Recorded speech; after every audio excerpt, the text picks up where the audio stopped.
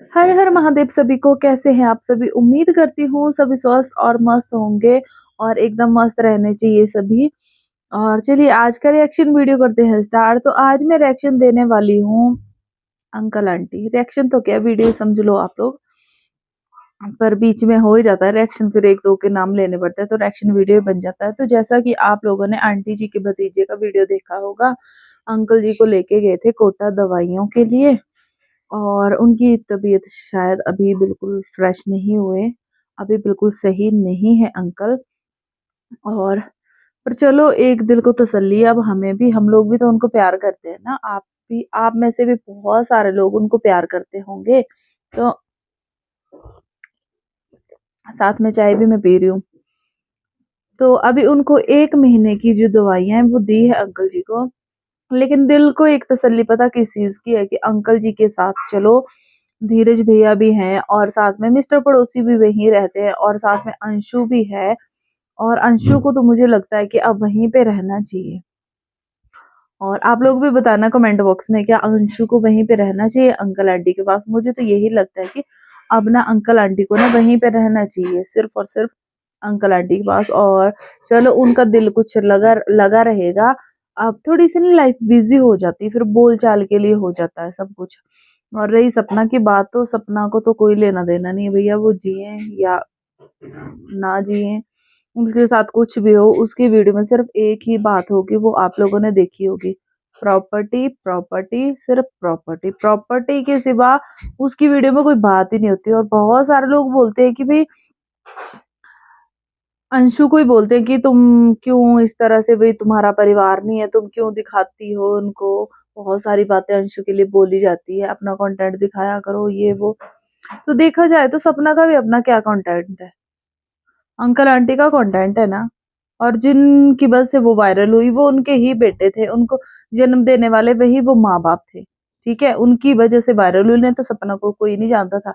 आज आप लोग भी देखते हो उसके मायके की कंडीशन, कहाँ वो होती अगर इन्होंने अपनी शादी, इनकी इसकी शादी जो है वो उससे, सूरज और राजवीर से ना हुई होती, तो सपना की कैसी जिंदगी होती है, आपको सोचो। शायद बहुत अच्छी भी हो सकती, मैं ये नहीं बोलती हूँ, लेकिन ये जो लोग बोलते हैं कि नहीं, कंट्रोवर्सी और कौन करता है ये बताओ मुझे। अंशु की तरफ से एक वीडियो आता है 3-4 दिन में, ठीक है, सारी कंट्रोवर्सी तो सपना करती है। बहुत सारे लोग यहाँ पे ऐसा बोल रहे थे कि भाई अंकल आंटी सपना से मिलने नहीं जाते, क्योंकि भाई सपना ने तो वीडियो कॉल पे बोला था अंकल आंटी को कि जब दिल करे तो आप लोग कॉल किया करो, बच्चों से बात कर लिया करो। लेकिन अंकल आंटी जो है वो उनको ना वीडियो कॉल करते ना मिलने जाते, इधर से बीमार पड़े अब उससे मिलने जाए या फिर दुबई को जा ले। और सपना कितनी बार आ गई, उन्होंने तो की होगी। मैं फिर कहती हूँ कि हमें ना सिर्फ एक ही पक्ष दिखाया जाता है, सिर्फ सपना वाला पक्ष। सामने वाले तो अपना पक्ष रखते ही नहीं। और मैं ये बोलती हूँ कि जिस दिन सामने वाले डेली ब्लॉगिंग पे आ गए और अपना पक्ष रखने लगे ना, उस दिन सपना की बोलती खुद ब खुद बंद हो जाएगी। लेकिन कहीं ना कहीं वो भी सोचते हैं कि चलो बच्चे पल रहे हैं, इनकम आ रही है तो कोई बात नहीं, पलने दो बच्चों को, इनकम आने दो। बोलने पे अगर वो आ गए तो पढ़े लिखे और अच्छे लोग हैं वो भी, लेकिन फिर भी वो सोचते हैं कि नहीं। लेकिन वही है ना, सपना ने एक बार भी नहीं सोचा कि मेरे सास ससुर की इज्जत जो है 50-60 साल से कमाई हुई, आज मैं मिट्टी में मिला रही हूँ। एक प्रॉपर्टी ही कुछ नहीं होती जिंदगी में, रिश्ते बहुत मायने रखते हैं, ये सपना अपने मुंह से बात बोलती है। और रिश्ते भी बहुत मायने रखते हैं, रिश्तों से बढ़ के नहीं होती प्रॉपर्टी।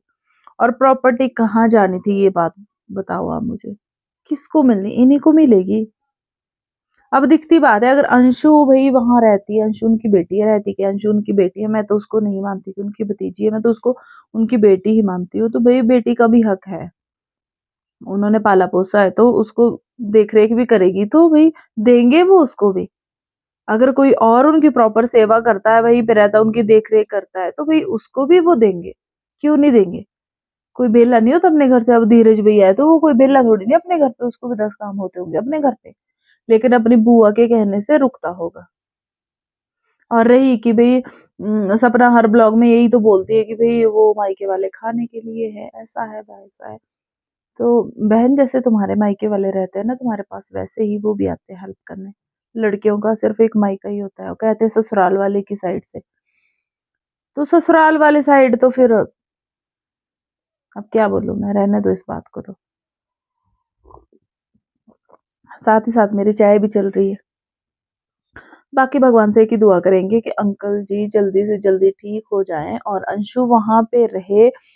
और चलो बाकी कोई ना भी रहे ऐसा नहीं है, पर चलो एक अंशु भी वहां पे रहेगी रात बरात। इन बुजुर्ग दंपत्ति को अगर किसी की जरूरत पड़ेगी, थोड़े बीमार शुमार 100 बातें हो जाती है यार। इनके 2 बेटे गए, खुद सोचो इतनी आसान बात थोड़ी नहीं है। ये शुगर होना, ये मैं उनके इतने जवान बेटे खोए हैं उन्होंने। औरतें तो फिर भी रो के मन हल्का कर लेती है, लेकिन जो जेंट्स होते हैं ना, ये कभी नहीं बोल पाते, ये अंदर अंदर घुटते रहते हैं। और शुगर की बीमारी भी कोई चीनी खाने से नहीं होती, टेंशन से ही होती। हर बीमारी जो वो टेंशन से ही होती है। और आजकल तो अंकल जी काफी हॉस्पिटल के चक्कर लगा रहे हैं, तो भगवान करे वो जल्दी से जल्दी ठीक हो जाए। क्योंकि अंकल और आंटी के पास मतलब जो एक सहारा होता है ना, उनका एक दूसरे का ही सहारा है उन लोगों को। बच्चे तो उनके दोनों चले गए, ऊपर से बहू ने भी ऐसा तांडव किया कि उनको जीने लायक नहीं छोड़ रही है। हर तीसरे दिन वीडियो में आके खड़ी होके बस मेरा हक, मेरा हक, मेरा हक। मतलब आप खुद सोचो, ठीक है उन्होंने गलत किया ना, वो गलत है मैंने मान लिया उन्होंने गलत किया। लेकिन अंकल अब इतने बीमार थे ना, सपना की आंख में कभी एक आंसू भी देखा उनके लिए? और रही अंशु की बात, तो अंशु ने तो भाई पॉटियां उठाई हुई है उसके बच्चों की।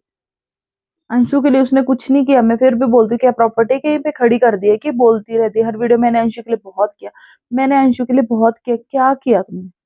खर्चा पानी तो सारे घर वाले देते थे, और क्या किया तुमने? हमें तो कुछ नहीं दिखाई देता। इवन तुमने उसको नौकरानी बना के रखा, और जब वो तुम्हारे काम की नहीं रही तो तुमने उसको लात मार के साइड कर दिया फिर। और कुछ, और तुम्हें कहीं ना कहीं डर था कि कल दिन को ऐसा ना हो कि अंकल और आंटी जो अंशु को भी कहीं प्रॉपर्टी से में से हिस्सा न दे दे, तो तुमने सबसे पहले उसी को हटाने की कोशिश की। बहुत सारे लोग यहाँ पे वीडियो में ऐसा बोलते हैं कि भाई भड़काने वाली बातें करते हैं। हम भड़काने वाली बातें नहीं करते, जो बात सही है वही बताते हैं। और ये जो मिट्ठू मिट्ठू बन के चले रहते हैं ना, मीठी मीठी बातें करके, मतलब नहीं ये ना, ये लोग सपोर्ट में होते सपना के, ना ये रिएक्शन दे पाते ढंग से। ये मीठे मीठे बने रहते कि हमारे को लोगों की गालियां भी नहीं सुनने पड़े, और हम मीठे मीठे लोगों को भड़काते रहे। ये बता भी देते हैं हाँ कि ऐसा हुआ वैसा हुआ। बस ये है कि जैसे हम लोग सच को सच और गलत को गलत बोल पाते हैं ना, ये लोग नहीं बोल पाते। क्योंकि इनको गालियों से भी डर लगता है, और इनके अंदर हिम्मत नहीं है ऐसा सही बोलने की और सच बोलने की। देखो मैं तो यही बोलती हूँ, जो मुझे लगता है मैं बोल देती हूँ। अब किसी को अच्छा लगे बुरा लगे वो, लेकिन जो लगता है वो लगता है भाई। सपना ने कंट्रोवर्सी की है तो की है, मरे हुए पति को की रिकॉर्डिंग डाली है तो डाली है, अंशु को बदनाम किया है तो किया है, और ये हकीकत है। इस हकीकत से कोई मुंह नहीं मोड़ सकता, ये सब लोगों को पता है। और अब भी देखो जब इतने बीमार है तो क्यों हर तीसरे दिन उठ के आ जाना और कंट्रोवर्सी कंट्रोवर्सी कंट्रोवर्सी। आप लोग तो सपना को बोल देते, अंकल आंटी को बोल देते कि अंकल आंटी नहीं वहां पे गए बच्चों से मिलने, ये वो। क्यों सपना? ठीक है वो नहीं गए, मैं मानती हूँ बुरे कि अभी अंकल बीमार है, तो क्या सपना का कोई जिम्मेदारी नहीं उनसे मिलने की कि वो वहां पे जाए? कि मतलब वेट कर रही है कि कब जाऊंगी फिर मैं? या उसकी भी कोई ना कोई जिम्मेवारी बनती है, तो दोनों को देखा करो आप लोग। मैं ये नहीं बोलती कि आप लोग अंकल आंटी का पक्ष लो, पर ये है कि बात को दोनों तरफ से पढ़ा करो। मुझे ऐसा नहीं, मुझे जहां अंकल आंटी गलत दिखेंगे मैं उनके लिए बोलूंगी। मुझे जो सपना का लगता है कि हाँ यहाँ पे गलत है तो गलत है भैया।